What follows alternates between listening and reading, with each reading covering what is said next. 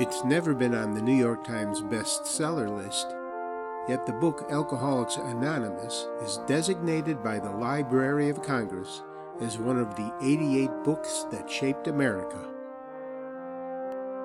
No author is listed, but it is common knowledge that the initial draft of the book was written by AA co-founder Bill Wilson.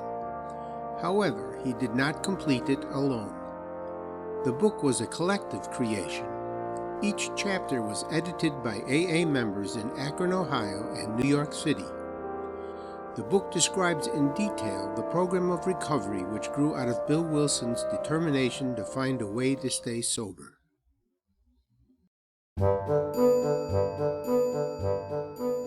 Subtitled, How Thousands of Men and Women Have Recovered from Alcoholism, the book has been translated into 67 different languages, is sold in over 170 countries, and has been designated by Time magazine as one of the 100 best and most influential books written.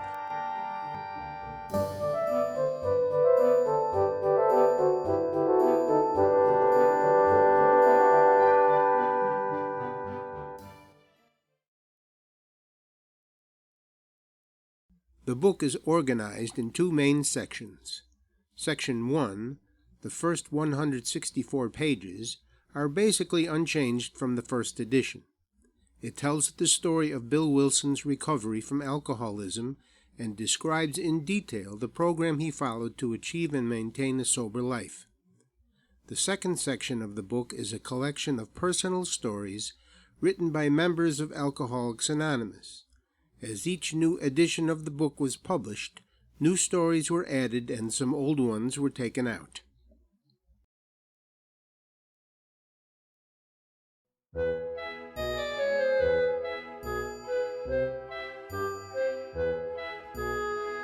AA had its beginning in 1935 in Akron, Ohio, as the outcome of a meeting between Bill Wilson, a.k.a. Bill W., a successful businessman from New York City, and Dr. Robert Smith, a.k.a. Dr. Bob, a local physician from Akron.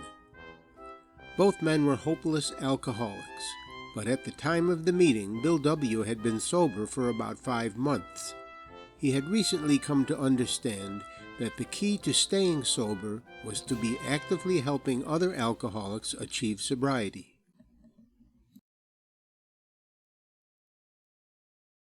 As a result of their meeting, Bill and Dr. Bob began helping other alcoholics at the City Hospital in Akron.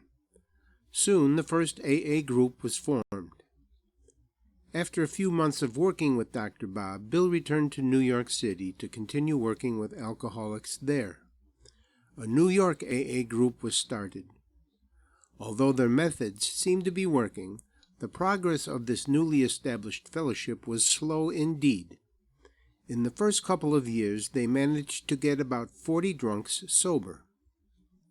Disappointed in their progress, Bill and Dr. Bob decided they needed to find a way to reach a greater number of men and women who were suffering from alcoholism. After much discussion with the AA members, they reached a conclusion as to what they needed to do to reach more alcoholics. They needed a book. But to publish a book, they would need money. They felt raising money for such a noble enterprise would be easy. They would approach the rich. How could they say no? As it turned out, they couldn't raise a dime. To get some guidance as ways to raise money, Bill went to his brother-in-law, Dr. Leonard Strong. After listening to Bill pour out his frustration, Dr. Strong volunteered that he knew someone who was connected to the Rockefeller Philanthropies. Strong arranged a meeting with Willard Richardson, one of John D. Rockefeller's associates. Bill met with Richardson at his office on the 56th floor of the RCA building. Richardson was warmly cordial. He showed deep interest as Bill told his story and that of the struggling fellowship. As a result of that initial meeting, Richardson collaborated with others involved with the Rockefeller philanthropies and set up another meeting. This meeting could be the moment of truth. If Bill and Dr. Bob could sell their book publishing plan to these men, John D. Rockefeller Jr. would probably give it financial backing. Rockefeller received Richardson's report of the meeting and decided that even though this young organization was in dire straits, too much money would spoil the work they were doing. He advised Bill and Dr. Bob to keep the fellowship non-professional and to continue to use non-paid alcoholics to work with the other alcoholics. Not deterred by Rockefeller's unwillingness to give them the big money they had hoped for, Bill and Dr. Bob continued to approach the rich, but with no success. In time, they decided it would be wise to organize their fellowship into some kind of legal fashion, so they created a trust and called it the Alcoholic Foundation. Its Board of Trustees was formally implemented on August 11, 1938, with 5 members. 3 were non-alcoholics. While the foundation had very little money and virtually no authority over the AA groups, it gave the movement a legally formed New York-based center, and it served as a fundraiser unit for the book project. Bill began work on the book between March and April of 1938. He would stand behind his secretary, Ruth Hock, and dictate the material while she typed. He soon completed his own story and the chapter called There Is a Solution. These 2 chapters were immediately sent to Eugene Exman, religious editor of Harper Brothers Publishing Company. Exman liked the 2 chapters and asked Bill if he could finish the book in the same manner. Bill assured him he could finish the book within a year. So Exman offered Bill $1,500 as an advance on the royalties. Bill brought the offer to the AA members. The Akron members were okay with the deal, but the New York group was not. They had concerns about losing control of the content of the book. The idea was hatched that they publish the book themselves. They approached Edward Blackwell, president of Cornwall Press in Cornwall, New York. He explained that printing costs for an average book was only about 10% of its retail price. That excited them. They could make huge profits with the thousands of books they would sell. Who knows, they might sell millions. To finance the printing, they formed a company called Works Publishing Company. They were ready to make lots of money. They would sell 600 shares of stock in the book at $25 par value. 1/3 of the shares would be sold to members for cash. The other 2/3 would be divided between Bill and Hank P., a New York AA member who was managing the book project. The customary author's royalties would go to the Alcoholic Foundation. What happened next was totally unexpected. None of the New York members would buy any shares of Works Publishing Company. They were not going to spend what little money they had investing in a book that was not even written yet. Hank P. and Bill approached Kenneth Payne, managing editor of Reader's Digest, with the hope that he would print an article about the fellowship and about the book. After telling Payne the story of the Young Society, Payne agreed to print the story once the book was finished.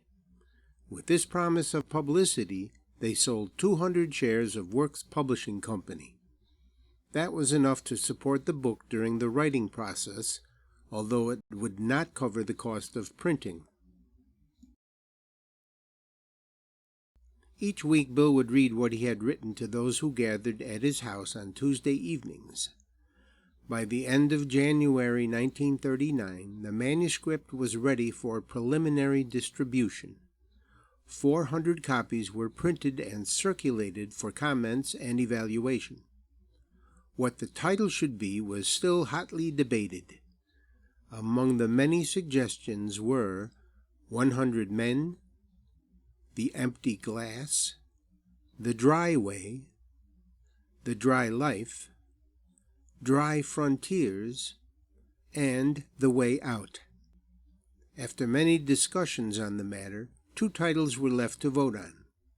The Akron group favored The Way Out, while the New York group liked Alcoholics Anonymous for the title. It was subsequently discovered that the title The Way Out had been used by 12 different books already published.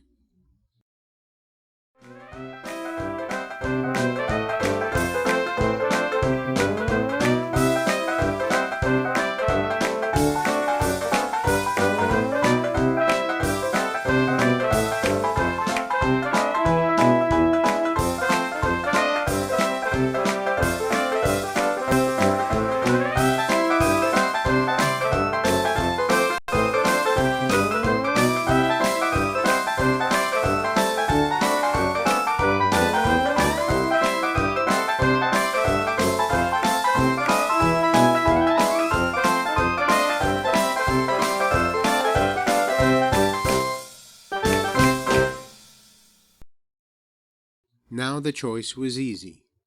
Alcoholics Anonymous would be the title not only of the book, but also of the fellowship.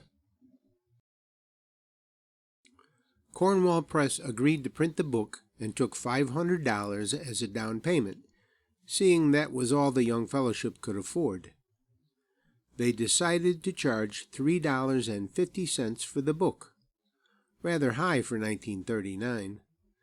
To compensate for the high retail price, they chose to print the book on the thickest paper available. The volume was so bulky that it became known as the Big Book. With the appearance of the new book, a great deal began to happen.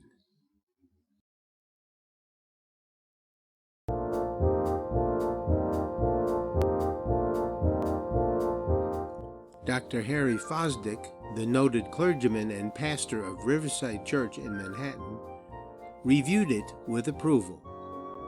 In the fall of 1939, Fulton Oursler, editor of the nationally popular magazine Liberty, printed a piece about AA called Alcoholics and God. This brought a rush of frantic inquiries into the little New York office. New groups started up. By the end of 1939, it was estimated that 800 alcoholics were on their way to recovery. In the spring of 1940, Rockefeller gave a dinner for many of his friends and invited AA members to tell their stories.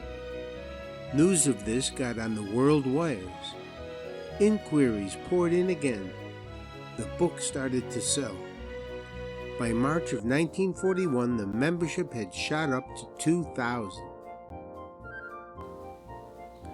Then Jack Alexander wrote a feature article in the Saturday Evening Post and painted such a compelling picture of AA before the general public that alcoholics in need of help deluged them. The mushrooming process was in full swing. AA had become a national institution. Bill writes the following in the foreword to the second edition of the Big Book, which was published in 1955.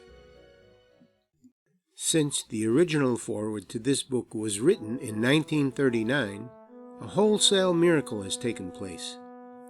Our earliest printing voiced the hope that every alcoholic who journeys will find the fellowship of Alcoholics Anonymous at his destination. 16 years have elapsed between our first printing of this book and the presentation in 1955 of our second edition. In that brief space, Alcoholics Anonymous has mushroomed into nearly 6,000 groups whose membership is far above 150,000 recovered alcoholics. So far, upon the total problem of several million actual and potential alcoholics in the world, we have made only a scratch. In all probability, we shall never be able to touch more than a fair fraction of the alcohol problem in all its ramifications. Upon therapy for the alcoholic himself, we surely have no monopoly.